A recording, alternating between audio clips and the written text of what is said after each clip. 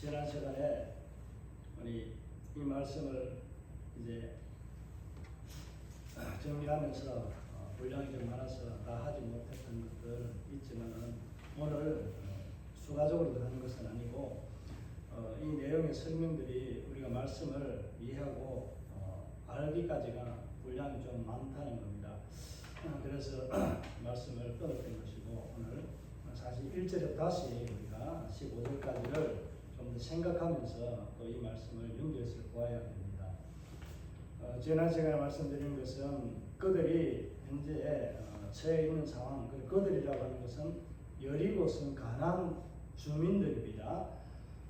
여리고성뿐만 아니라 가나안 주민들까지도 그들의 표현을 상황을 뭐라고 1절에 표현해놨다고 했어요?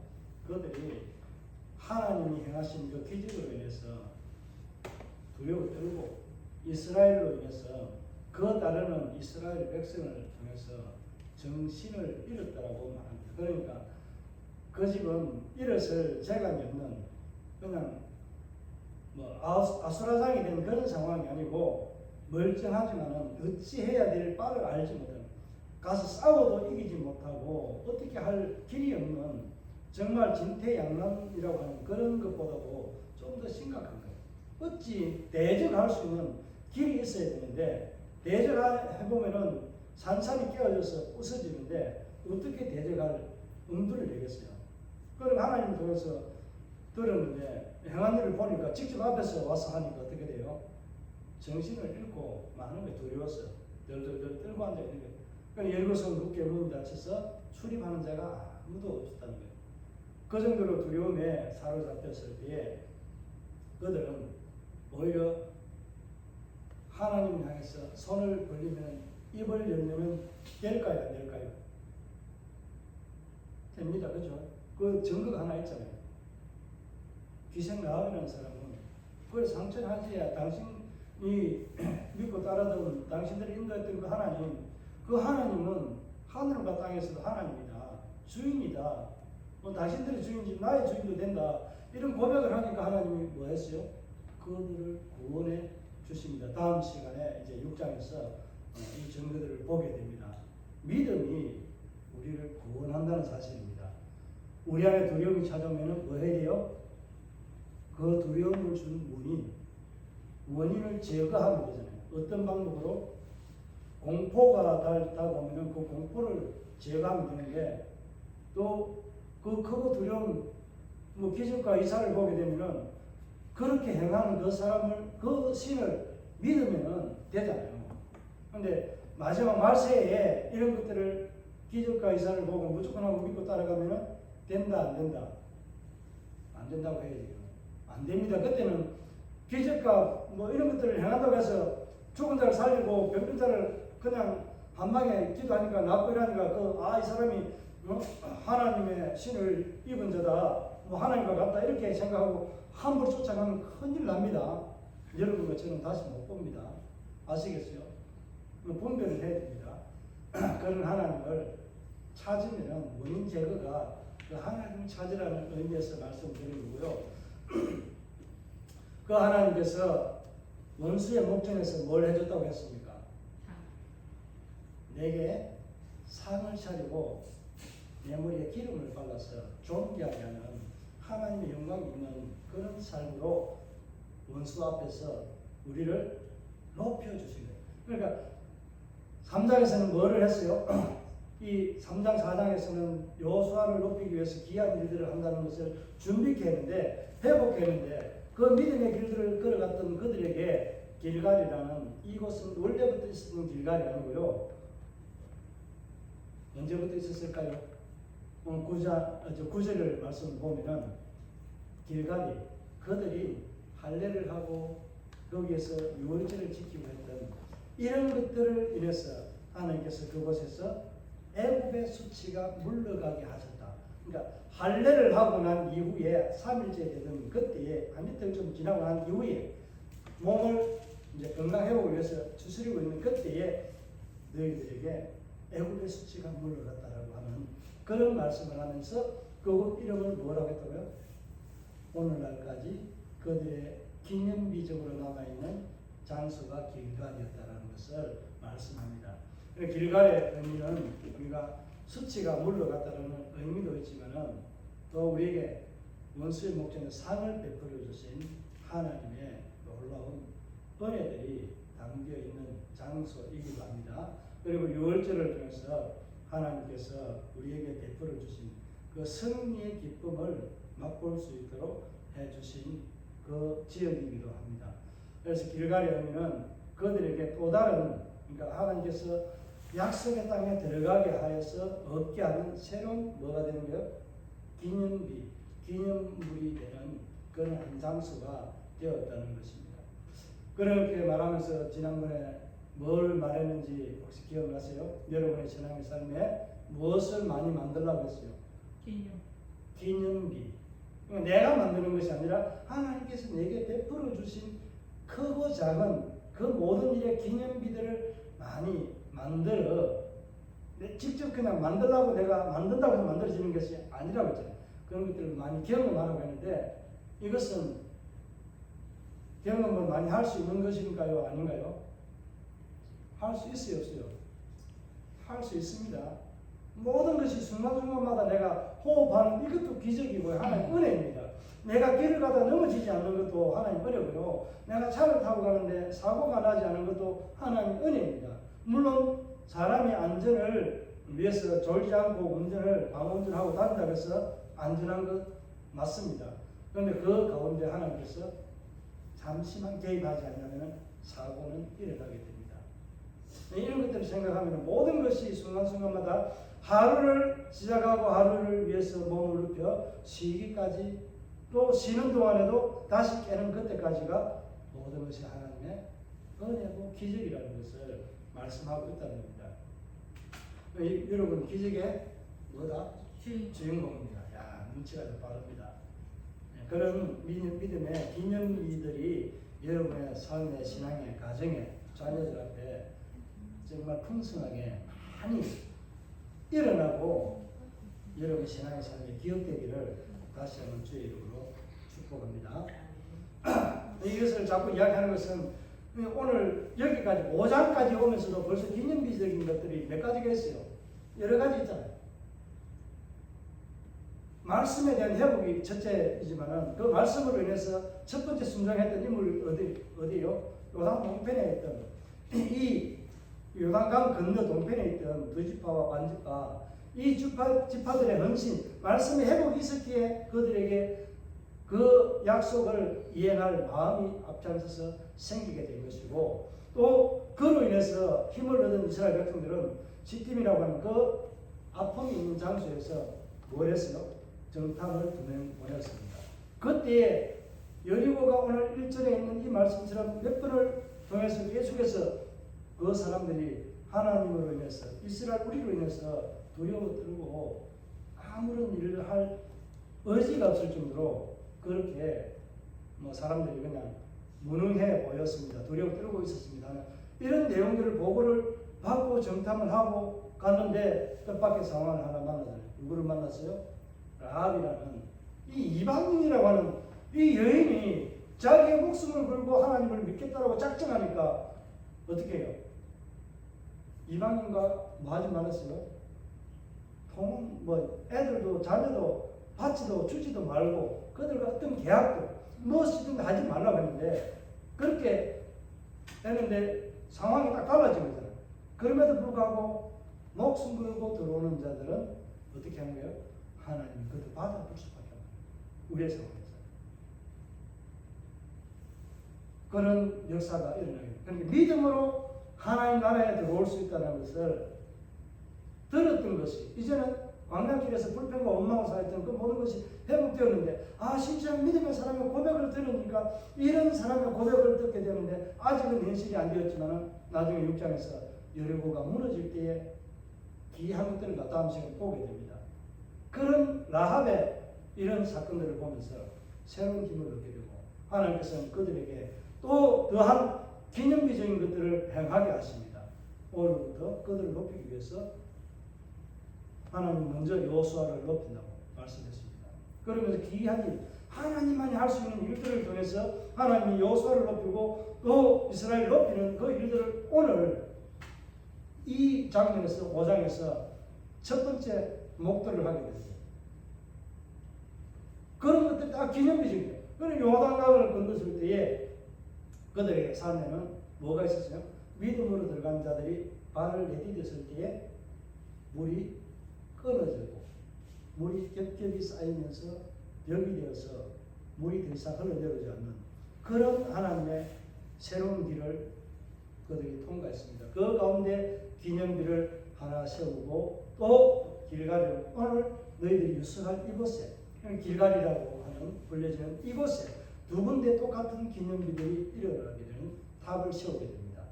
이것이 우리의 믿음의 길에 가는 길마다 세워지는 여러분의 신앙의 기념비가 되기를 바란다라고 좀 전에도 말씀드리고 계속해서 말씀을 드려드립니다. 그러니까 우리의 삶은 하나님의 기념비적, 기적적인 하나님만이 행하시는 일들에 대한 믿음의 주인공의 발자취를 볼 수 있도록 해주시는 거잖아요. 나만 보고 넘어가는 것이 아니라 내 자손들에게도 이 믿음의 기념비들이 기억되고 전해지는, 증거되는 삶을 살아야 된다는 것을 말씀을 드렸습니다. 다른 내용들은 또 말씀을 드렸기 때문에 이 대표적인 삶들은 예수 그리스도를 모형적으로 보여주고 모세가 율법의 대표자로 율법은 예수 그리스도를 만나는 자리에까지밖에 인도하지 못하고 하는 법궤도 예수 그리스도 또 요소도 예수 그리스도와 같은 모델로 보여주었습니다. 그 예수 그리스도를 보여준 모델을 따라서 우리는 믿음의 길을 언제 걸어가요? 우리의 인생이 닿는 그날에 요단강을 건너갑니다. 이 믿음으로 우리는 요단강을 건너서 하나님 약속한 어디에 들어가요? 천국이라는 곳에 들어가게 됩니다. 마지막 재림의 때에도 우리가 믿음으로 인해서 예수 그리스도와 함께 그 길을 건너서 요단강을 건너서 새로운 피가 섞인 유리바다와 같은 붉은색이 있는 그 홍해 사건에 있었던 그 홍해가 붉은 갈대밭이라는 이런 의미가 있습니다. 이런 길을 건너가는 죽음의 강을 건너간다는 의미가 있습니다. 요단강도 죽음의 강이라고 하는 그런 의미도 담겨 있다고 보시면 되고요. 거기에서 세례라는 의미도 약간 가미해서 왜 이 세상의 끝을 벗고 지나가는 이제는 영원한 안식이라 하나님의 안식처에 들어간다는 그런 의미에서 세례라는 것이고 홍해는 우리의 육신적인 모든 삶에서 세상 끝에서 떠나오는 삶의 세례가 있었다면 이제는 요단강은 우리의 영원한 안식을 위한 세상의 짐을 다 내려놓고 들어가는 그런 곳이라는 겁니다. 그래서 오늘 길갈이 주는 의미들에 대해서 살펴보기를 원합니다. 길갈을 이제 의미들을 살펴보기 전에 많은 것은 아닙니다. 지금까지 이것들을 이야기하면은 어떤 거예요? 하나님은 그 말씀이라는 것을 주어가지고 이 말씀을 믿는 자들에게 뭐 하는 거예요? 그 말씀을 통해 회복시키는 거예요. 회복시키는 그 삶의 말씀을 믿고 따르는 그들에게 하나님께서 뭘 하는 거예요? 하나님의 권능을, 능력을 베풀어 주시는 거예요. 그것을 베풀어 주는 것을 누리고 받을 수 있는 자격이 어떻게 돼요? 그러니까 말씀과 믿음을 이렇게 빼고 나면 뭐가 되는 거예요? 내가 말씀을 믿고 그 말씀을 듣고 내 마음에 간직을 했어요. 그러니까 이 말씀의 능력이 내게 나타나려고 하면 뭘 해야 되는 거예요? 순종이라는 것으로, 헌신이라는 것으로 내가 그 자리에 서 있을 때 하나님의 말씀의 능력과 내가 하나님에 대한 말씀에 대한 것을 믿는 그 권위와 능력이 내게 나타나는 거예요. 이게 지금까지 있었던 일들을 조금 전에 말씀드렸던 과정에 하나님의 어떤 우리에게 은혜를 베푸는 방법이고 룰이라고 하는 규칙, 일반적인 어떤 규칙이 있습니다. 하나님 항상 말씀을 통해서 그 말씀을 믿느냐에 따라서 그 말씀의 내용대로 믿음대로 우리에게 보여주시기를 원하는 여기까지 와 있는데 이것을 펼쳐놨을 때 받아서 풀어서 이것을 내용을 확인하고 이것을 나눌 수 있는 이게 되는 것은 적합적인 순종이고 헌신입니다. 하지 않으면 안 됩니다. 그래서 제가 지난 시간에 한번 하나님께서 우리에게 준 실질적으로 내게 준 예언과 같은 이제 말이 좀 그렇습니다만은 예언과 같은 하나님이 나에게 준 사명이라고 보시면 됩니다. 그 사명을 주고 네가 가야 될 그 길에 대해서 말했는데 내가 가만히 있으면은 그 사명이 이루어집니까? 그러니까 안 이루어진다는 걸 말씀을 드렸잖아요. 이게 순종이고 헌신입니다. 순종과 헌신을 할 때에 순탄한 길만 열려지는 것이 아니라 시온의 대로를 걸어가면 분명합니다. 그 시온의 대로에는 뭐가 있다? 고난과 고통이 항상 따라옵니다. 그 고난과 고통을 내가 이기는 것이 아니라 나와 함께 하시는 능하게 하신 예수 그리스도의 이름으로 항상 이기고 승리하며 나아갈 수 있습니다. 왜? 말씀을 내가 믿고 가기 때문에, 그 말씀이 내게 능력이 되고 힘이 되기 때문에 그렇다는 겁니다. 이 패턴으로 계속해서 흘러가는 것을 여호수아서에서 보여주고 있습니다. 그런데 원수들 앞에서 상을 차리고 기름을 내 머리에 발탁하는 것은 나를 존귀하게 높여준다는 거잖아요. 제가 지금 말씀을 좀 드렸지만은 그 내용 할례를 받게 되는 그 할례산이 있다고 해서 없다 했어요. 할례산이 있다고 찾는 사람들은 우리 교회 사람들 아니라고, 전혀 한국 사람 아니라고, 일본 사람이라고 했어요. 일본 사람. 할례산을 넣고요, 그 표피를 잘라서 묻었던 그 언덕이, 그러니까 그게 산처럼 약간 이렇게 언덕처럼 되었다 해서 그래서 할례산이라는 것을 말한 거예요. 이 할례산이라고 말했던 그 의미는 무엇인가요? 이제 하나님의 백성이 아니었는데 광야 40년 길은 뭐예요? 하나님의 은혜와 사랑과 보호를 받았던 그 길이잖아요. 그죠? 40년의 하나님의 은혜와 광야길의 삶은 뭐예요? 옷이 벗어지지 않고 신발이 닳지 않는 하나님의 인도가 있었습니다. 이스라엘 백성에게는 옷과 신발이 그들에게 편하면 주변 국에 그들이 가는 주변 상황은 어떻게 됐어요? 항상 대적들이 두려워 떨고 여호와 하나님이라는 저 하나님, 산의 하나님, 이스라엘을 인도하시는 그 하나님은 강하고 위대하다. 강하고 위대하다. 그 소문이 40년 동안에 계속해서 들려가는 거예요. 그러니까 가장 가까이 왔을 때 그들은 더 두려움을, 공포를 느끼게 되는 그런 일들이 발생했다는 것을 알 수 있잖아요. 그리고 광야길 40년과 지금 이스라엘이 그들이 하나님의 약속의 땅에 들어갈 때에 이것을 비교하면 어떤가요? 아직 나아가지는 않았지만 광야길은 고생과 고난의 길이었지만 이 가나안 약속의 땅은 뭐예요?平안과 안식이 있는다. 신명기 이제 8장에서도 보면은 이것들 비교 좀 하면 되는데, 우리 그것을 비교하기 전에 이제 출애굽기 7장 6절, 7절 6절 보면은 하나님께 시내산의 그 언약들을 하는 내용들에 대한 것들을 간단하게 그것이 어떤 것인가 하는 것을 말씀을 해주고 있습니다. 신명기 8장에서는 이 광야길, 분천을 내고 이런 것들이 있었던 이 사건들을 이야기하면서 목마를 때 물을 주고 그들에게 어떻게 했는지에 대한 것들을 이야기하고 있지만, 이 가나안 땅에서는 그들에게 어떤 은혜를 주고 있는가 하는 것들을 비교하면서 살펴보면 좀 더 이 하나님의 깊은 계획의 역사들을 알 수가 있습니다.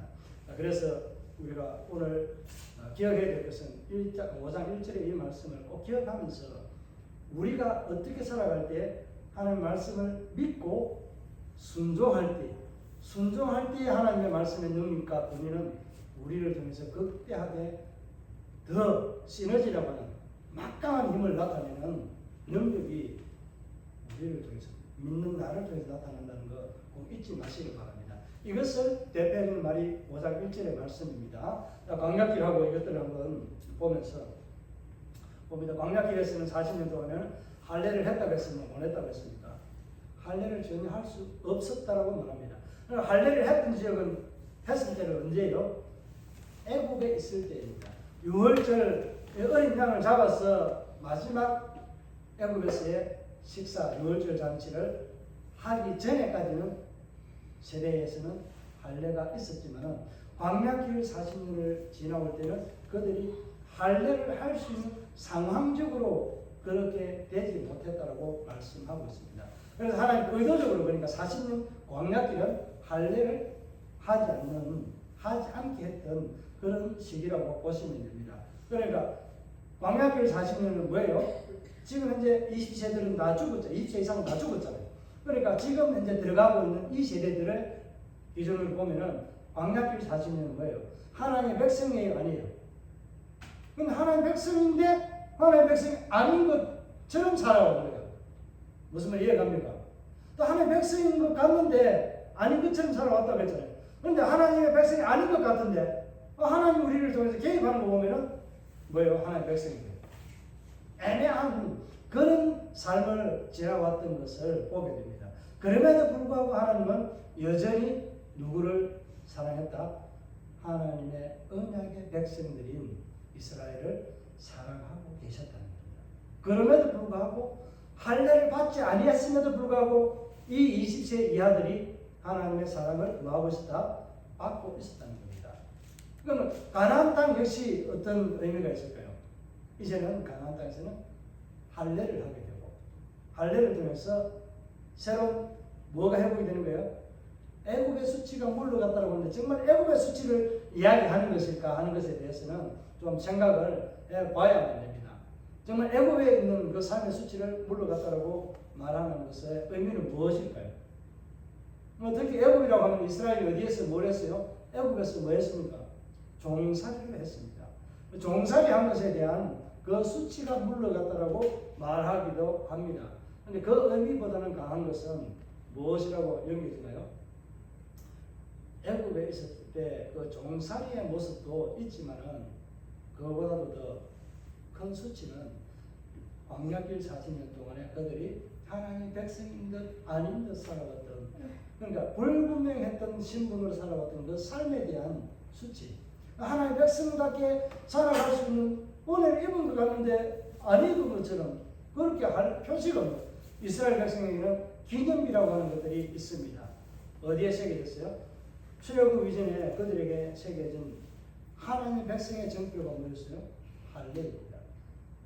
마지막 할례를 통해서 하나님의 백성이라는 것을 내 몸에 새기고 그들은 광야길에 들었지만은 하나님의 백성임에도 불구하고 하나님의 백성의 양식과 꿀을 먹지 않고 물을 마셨으면서도 하나님의 그 말씀의 생명수를 좋아하지 않고 다른 생명수를 좋아했던 겁니다. 갈증난다고 다른 거 읽으면 안 됩니다.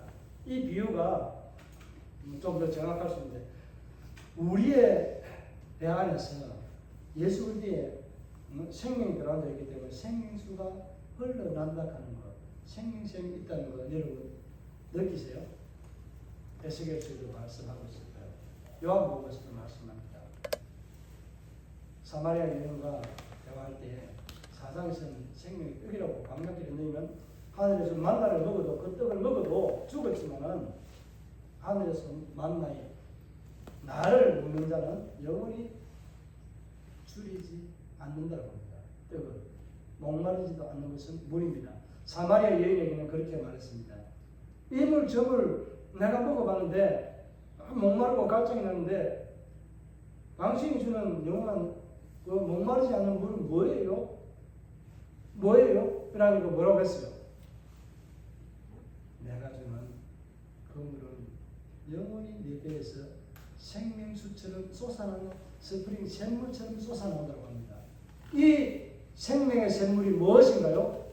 앞에 것은 예수 그리스도를 말씀했던 말씀이 예수 그리스도를 말했다면 뒤에 사마리아 여인과 말했던 것은 뭐예요? 생명수 물이잖아요. 광야에서 이스라엘 백성들이 어디에서 뭘 먹었어요? 광야길에서 내가 굶어 죽겠다 못 먹겠다고 먹을 게 없다라고 하니까 뭘 했어요? 하나님께서 고기와 또 만나와 메추라기를 주잖아요. 메추라기는 한 달 동안 먹었지만 만나는 그들이 오늘 이 길갈에서 그들이 이 땅에 난 소산물을 먹고 난 그 다음 날에는 만나가 떨어졌어요. 하늘에서 내린 양식입니다. 직접 모형적으로 보여서 실제가 뭐예요? 예수 그리스도가 실제입니다. 예수 그리스도가 실제고요. 그 반석의 샘물을 어디서 먹었어요? 목마를 때요.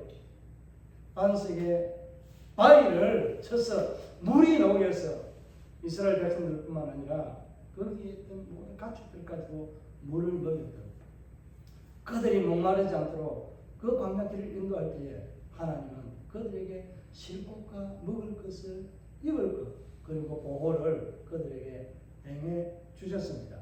이것을 이스라엘 백성들은 당연한 것처럼 알고 권리가 있고 특권이 있는 것처럼, 물론 권리와 특권이 있습니다. 하나님의 백성이기 때문에. 그럼에도 불구하고 그것을 하나님께 감사하지 못하고 여전히 자기에게 직접 베풀어 주신 하나님을 보기보다는 눈에 보이는 이방신들과 우상들, 눈에 보이는 것을 통해서 그들은 하나님을 찾으려고 했던 것입니다. 이런 것들을 보면은 하나님께서 왜 너는 나 위에 다른 신들 내게 있게 하지 말고 내 이름을 함부로 부르지 말라 하면서 그 중간에 두 번째 뭐라고 했어요? 너희는 나를 위해서 어떤 것도 모양을 만들지 말라, 새기지 말라 하는 이유를 이제 좀 아시겠습니까? 그렇게 만나가 두 번째 사마리아 여인과 만난 것은 반석에서 샘물 솟아나는데 이것은 무엇을 의미할까요? 성령입니다. 성령이 내 안에 들어옴으로 인해서 이 성령의 샘물이 내 안에서 내 안에서도 솟아난다라고 말씀하고 있는 이 생명의 샘물, 이 샘물 때문에 목마르지 않다라는 거예요. 왜 말씀에 목마르지 않고 말씀이 내 안에 들어왔기 때문에 이 성령이 내 안에서 생수의 강물을 계속해서 쏟아내니까 뭐 하는 거예요? 내가 깨달을 수 있고 알 수 있도록 계속해서 지혜의 말씀들, 능력의 말씀들, 은혜의 말씀들, 나의 갈 길을 인도해 주시는 하나님의 음성이 내 안에서 피곤하지 않도록 붙들어 주시고, 하나님께서 출애굽할 때 19장에 보면은 이스라엘 백성들을 어떻게 했다고? 내가 강한 날개로 너희들을 업어서 인도했다고 표현합니다. 그런 표현들을 내가 너희를 업어서 이렇게 데리고 왔다, 인도했다, 이런 표현들을 많이 합니다. 그래서 광야길 이 출애굽할 때에 그들이 밤낮 사흘을 가도 피곤하지 않았고 다른 사람들이 걸어갈 때보다도 훨씬 많은 길을 걸어갈 수 있었던 겁니다. 그 많은 무리들이 짐승과 함께 아이들과 함께 걸어갈 수 있는 것. 여러분 한나절 아이 없고 짐승 끌고 한나절 가보시겠어요? 한나절 가면은 잘 못 갑니다. 하나님의 강한 손과 능력이 그들에게 임했기 때문에 그것이 가능하다는 사실입니다. 오늘도 그런 하나님 은혜는 저와 여러분에게 지금도 임하고 있다는 사실입니다. 믿으시기 바랍니다. 그 하나님, 어제의 하나님, 오늘의 하나님 아닌 게 아니고요. 과거에 이스라엘 하나님은요, 여전히 지금 오늘 저와 여러분의 하나님이십니다. 그 하나님은 여전히 이스라엘 광야길에 행하고 예수를 보내주기로 했던 그 은혜와 사랑의 길을 우리에게 지금도 베풀어 주시고 있다는 것을 꼭 기억하시기를 바랍니다.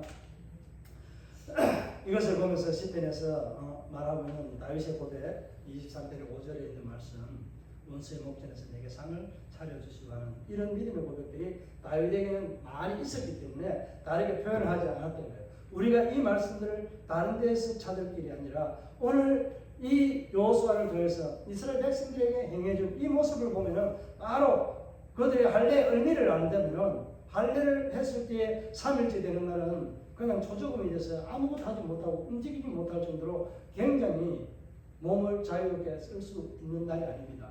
그러니까 레위와 시몬이 둘이 가서 다 셈 족속을 다 그날 밤에 찔러 죽었답니다. 그만큼 힘을 못 쓰는 날입니다. 그런데 적들이 둘을 뚫고 있지만 그들이 보는 앞에서 여리고 평지 앞에서 한 이곳이 길갈입니다. 그러니까 요 앞에서 요 원수들 앞에서 상을 베풀어 주시고 내 머리에 기름을 바르는 이 다윗의 고백이 이 고백이 아닐 수 있습니까? 이 고백이 바로 그 고백입니다. 저와 여러분의 삶에 우리가 믿음으로 하나님의 말씀에 순종하고 헌신할 때 이와 같은 은혜와 능력으로 일들은 많이 경험할 수 있다는 겁니다. 저는 이런 믿음으로 살아가렵니다. 여러분도 그렇게 살아갈 수 있기를 다시 한번 축복합니다. 우리가 이런 것들을 생각하면서 과거 광야길 앞에 좀 설명을 드렸지만 광야길 40년과 이들이 가나안 땅에 들어가서 살게 된 이 지금 시점에까지의 삶들을 좀 보고 이제 군대 장관에 대해서 말씀을 좀 드리려고 합니다. 앞에서 말씀을 드렸지만 40년 광야길은 그들이 할례를 행하지 못한 무할례자로 하나님의 백성이면서도 하나님의 백성이 아닌 것처럼 하나님의 백성이 아니면서도 하나님의 백성인 것처럼 살아왔던 애매모호한 그런 삶의 지위였습니다.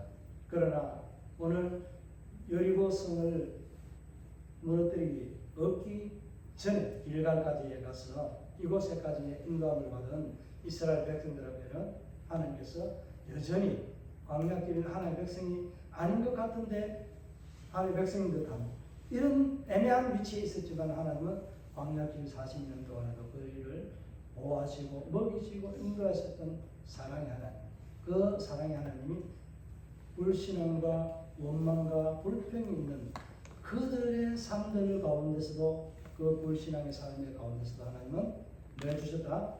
사랑해 주셨다. 광야길 40년을 다르게 말하면 한마디로 하나님의 백성이 표가 없음에도 불구하고 하나님 뭐 한 게요? 그럼에도 불구하고 사랑해 주신 거예요. 이게 우리 광야길 40년에 사랑받은 이것이 우리가 예수를 믿고 난 이후에 삶의 모습이라고 말씀을 드릴 수 있습니다. 아가서 말씀을 드릴 때에 이 신랑이 신랑 친구들을 접대하고 손님들 접대하고 들어왔을 때 신랑이 여인이 문을 안 열어주고 뭐 했어요? 이슬을 맞아서 머리에 다쳤고 옷깃까지 젖을 정도로 젖었는데 자기는 안에서 칠보 단장한다고 옷기름이 자기도 안에서 신랑 여인이 질질 흘리면서 준비하고 문을 열어주지 않는데 안 들어오니까 찾으러 가잖아요. 없다고. 우리의 모습이 하나님의 은혜를 입고 난 이후의 모습이다. 내 일이 바빠서 주님의 일에 대해서는 신경을 눈을 안 돌린다는 사실입니다. 이게 광야길 40년에서 주는 교훈이 바로 하나님의 백성 아닌 것 같으면서도 하나님의 백성으로 살아가는 이 은혜와 보호를 입었던 이 이스라엘 백성들이 이와 같은 모습입니다. 눈에 보이는 하나님을 알지 못합니다. 눈에 보이는 하나님을 보이지 않는 하나님이구나 생각합니다. 저 멀리 있는 하나님. 광야길에서도 어디에 있었어요? 그들 눈앞에 있었고 볼 수 있도록 법궤가 하나님이고 구름과 불기둥이 하나님이셨다는 것을 잊어버리고 있다는 거예요. 우리는 그런 잊어버린 삶이 아니라 하나님의 은혜와 사랑을 하나님을 기억하는 삶이 되기를 바랍니다. 가나안 땅은 이제 첫 발을 디뎠습니다. 정복한 것은 아닙니다. 안 했는데 그들이 이제 첫 발을 딛고 난 이후에 그들이 도착한 그 땅은 광야길 40년과 이 땅을 비교한다면 뭐한대요? 오늘 하나님께서 할례를 통해서 애굽의 수치, 이제 종살이라고 하는 이것에 대한 수치가 물러가게 했다는 의미도 담겨도 있지만은 그것보다도 무엇이 우선인가요? 광야길 40년 동안 하나님 백성답지 못하게 살아왔던 하나님의 흔적이 하나님 백성의 흔적이 없었던 그 삶으로 살아왔던 그 주변 국가들이 애굽에서 있는 사람들이 이제 하나님 예배한다더니만은 자리도 못 잡고 40년 떠들고 앉아있네. 그때까지는 아니지만은 몇 년째 1년 지나도 2년이 지나도 10년이 지나도 40년째가 되어도 이제는 아직까지 못 들어가고 앉아있네. 저 하나님 아이고 이스라엘 백성들 불쌍하네. 이런 말들도 나돌았지 않았을까 생각을 해볼 수 있습니다. 이런 것들은 추측이지만은 그런 여러 가지에 있던 하나님의 백성답게 살아왔던 그 삶의 뒤안길에 우리에게 하나님의 백성답지 않게 살아와지고 여겼던 그 모든 수치. 이제 하나님의 백성으로 당당하게 살아갈 수 있는 무엇을 내 몸에 새기는 거예요? 할례라는 것을 가지고 하나님의 백성답게 살아가는 하나님의 백성의 표를 가지고 이게 신약에서는 우리가 무엇을 이야기합니까? 세례입니다. 그죠? 세례가 바로 하나님의 백성, 내가 예수 그리스도와 내가 결혼했습니다. 하나님의 자녀로 받아들여지는 아름다운 하나님의 신부가 되었습니다. 예수 그리스도 신부가 되었습니다는 그 표를 가진 게 뭐예요? 여러분, 세례 정수입니까? 내 마음의 할례를 하게 돼요. 내 육신에 표나는 그 표피를 잘라서 내 몸에 예수 그리스도의 흔적을 내 몸에 새겼다면은 과거에는 그러니까 표피를 하나님의 백성의 표를 새겼다면은 이제는 내 몸에 새긴 거예요. 내 마음의 할례를 한 겁니다. 그럼 우리는 손으로 하지 않는 내 마음의 할례가 바로 세례입니다. 성령이 안에 들어오고 성령이 안에 들어왔기 때문에 그런 하나님의 은혜를 누리게 되었다는 겁니다. 그러니까 다르게 말하면 이것도 하나님의 사랑을 말한 거예요. 내가 부끄러운 하나님의 자녀와 같은 삶을 살고 있지만 여전히 하나님은 가나안 땅에서도 나를 사랑하고 있다는 것을 뭘로 보여주게요? 수치를 물러가게 하는 할례를 통해서 하나님의 표, 하나님의 백성의 표로 우리에게 증거를 보여주시는 겁니다. 그게 바로 하나님의 사랑인 거예요. 자, 하나님 백성이 아닌 사람이, 자녀가 아닌 사람이 하나님 약속에 대한 자녀의 기업을 받을 수 있는 권리가 있어요, 없어요? 없잖아요. 자녀가 되어야만이, 그러니까 이 김 목사의 아들, 딸 되어야만이 내가 가지고 있는 재산, 제 이름 되어 있는 재산은 저거 공동이익밖에 없습니다. 이 재산 가져가려면 누가 가져가요? 제 핏줄을 타고난 이 정상화, 이 핏줄을 타고난 이 자녀들만이, 권리를 얻은 자만이 물려받을 수 있는 기업의 자격을 얻는 겁니다. 그러니까 애국의 수치가 물러갔다는 의미에서는 뭐예요? 내가 하나님의 자녀가 아닌 것 같은 이 모든 것에서 이제 하나님의 자녀라고 하는 기업을 받을 수 있는 뭐가 생긴 거예요? 자격이 생긴 거예요. 자격이. 무엇을 통해? 할례를 통해서 하나님의 약속의 기업, 아브라함에게 했었던 그 약속에 대한 기업을 물을 자격이 내게 이제 주어지는 겁니다. 뭐 이해갑니까? 이게 굉장히 중요한 겁니다. 하나님의 자격, 내가 믿음으로 세례를 받은 거, 예수 그리스도의 이름으로 받았어요. 성부와 성자와 성령의 이름으로 우리가 세례를 받았잖아요. 삼위 하나님의 이름으로 받은 이 세례가, 고백이 있었기에 나는 무엇을 받아요? 이 땅에 천국의 삶을 누려갈 하나님의 은혜를 받을 자격을 갖추었지만은 천국에서도 영원히 살 수 있는 영원한 생명을 누릴 수 있는 뭘 얻은 거예요? 자격만 얻은 것이 아니라 당연하게 내게 그 모든 것이 들어와 있다는 사실입니다. 이게 바로 임마누엘이라는 것으로 표현할 수 있습니다. 한마디로 말하면 구약도 그럼에도 불구하고 사신님들도 사랑해 주셨고, 그러면은 이 가나안 땅은 조금 은혜스럽게 하나님은 새롭게 회복시켜서 그들에게 모든 권리와 이런 것들을 베푸심으로 인해서 하나님은 여전히 마음에 있다는 걸 사랑하고 있다는 것을 말씀하고 있습니다. 자, 이것이 지록 27장에서 6절, 7절, 8절, 9절에까지도 말씀이 이어져 있는데, 이 말씀은 민수기 20장에서도 말씀을 하고 있습니다. 민수기 20장에서는 10절과 11절에 보면은 이런 말씀을 하고 있습니다. 이것이 어디에서 있습니까? 호렙산에서 그들이 여기에 먹이실 때 있었던 그런 하나님의 은혜와 사랑을 기록하고 있습니다. 다투었지만 하나님이 그들에게 생명의 물을 주십니다. 우리가 이 세상 길을 가면서도 하나님 앞에 이와 같은 모습으로 여전히 불신앙인 것 같은 이런 삶을 살아가고 있지만, 그럼에도 불구하고 하나님은 여전히 나를 마하고 있다, 사랑하고 있다는 사실을 꼭 기억하시기 바랍니다.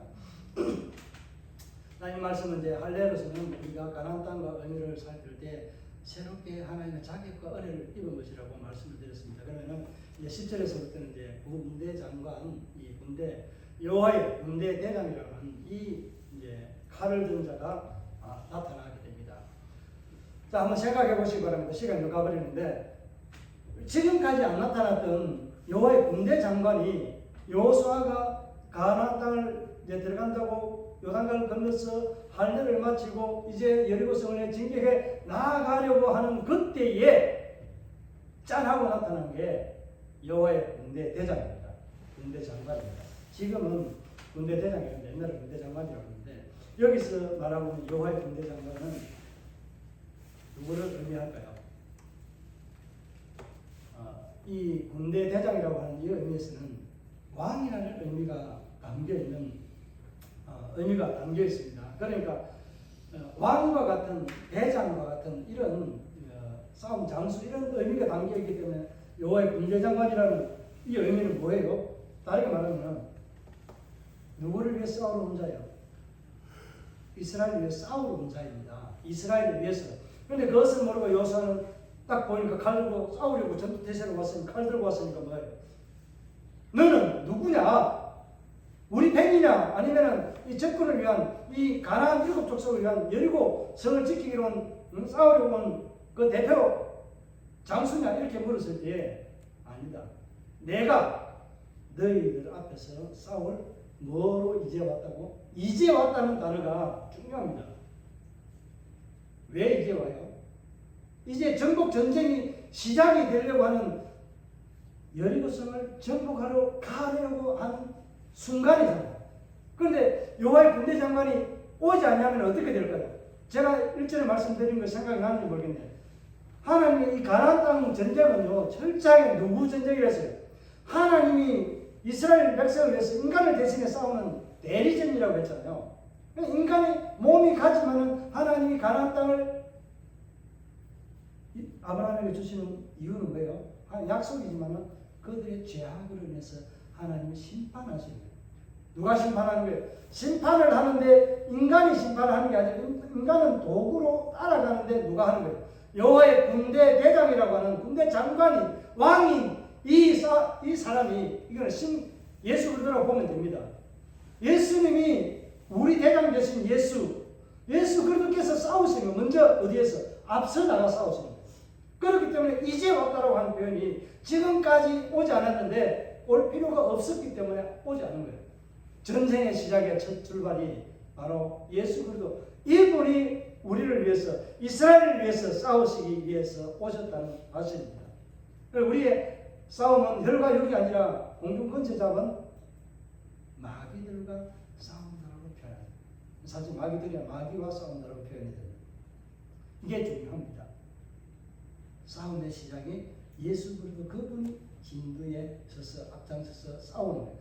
그러니까 가나안 땅 심판을 궁극적으로 누가 하는 거예요? 이스라엘이라고 하는 이스라엘 백성들이 따라가면서 승리의 부스러기를 이삭을 주워 먹는 것과 같은 그런 은혜의 부스러기를 주워 먹는 것처럼 여호와의 군대 장관 예수 그리스도, 우리의 대장 되신 예수 그리스도, 그분이 가는 승리의 길을 따라가면서 우리는 취하고 그냥 누리게 되는 그런 은혜가 있다는 것을 말씀하고 있습니다. 그래서 여호와의 군대 장관이 오신 이유는 뭐를 위해서? 우리에게 승리를 주기 위해서. 또 한 가지는 뭐예요? 가나안 땅의 7 족속의 죄악을 심판하시기 위해서 오신 거예요. 심판이 먼저고 승리가 뒤로 그렇게 보셔도 됩니다. 오늘 이 말씀을 5장까지의 말씀, 이것을 정리하면 그렇습니다.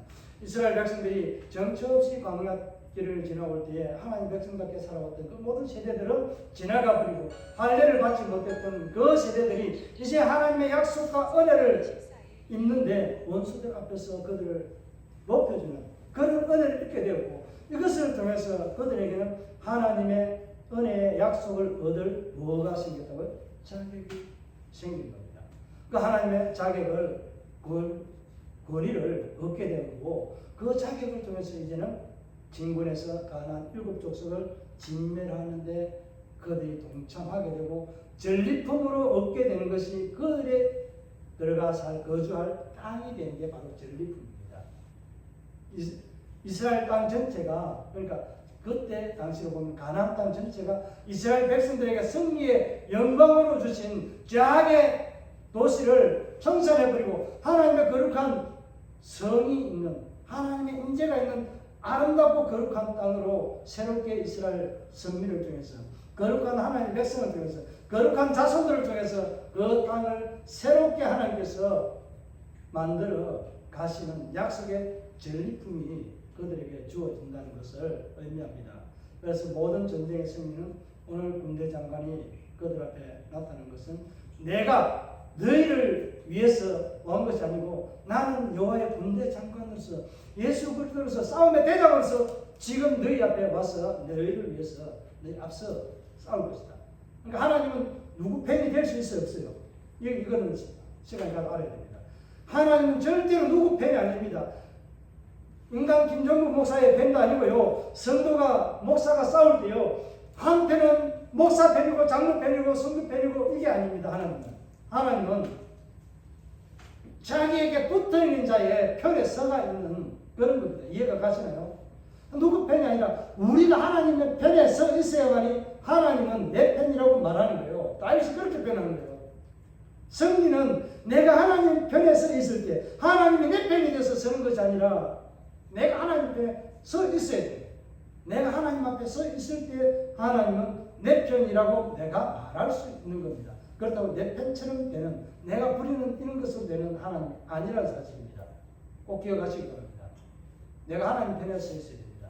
그래야 하나님은 오늘 여호수아가 질문한 너는 누구 편이냐고 이야기할 때 이 편도 저 편도 아니라고 딱 말하잖아요. 이게 여기에서 이런 것들을 우리가 느낄 수 있어야 됩니다. 우리의 승리는 누구다? 예수 그리스도. 이분이 믿음의 땅, 약속의 땅의 승리의 진두지휘자, 승리의 영광을 이미 거머쥐시고 하늘 보좌에 앉으신 예수 그리스도. 그분이 우리의 군대 대장이라는 것. 그분을 믿고 따라가는 삶이 승리의 길이라는 것을 이업을 얻는 하나님의 자녀의 삶의 특권을 누릴 수 있다는 것을 꼭 기억하시기를 바랍니다. 이 말씀을 생각하면서 하나님한테 정말 어떻게 살아야 될지 한번 이 말씀을 따라서 우리가 하나님의 자녀의 회복되는 삶 이런 것들을 얻게 되는 것에 대해서 다시 한번 생각하면서 말씀을 통해서 우리 결단하는 시간들을 가지도록 하겠습니다.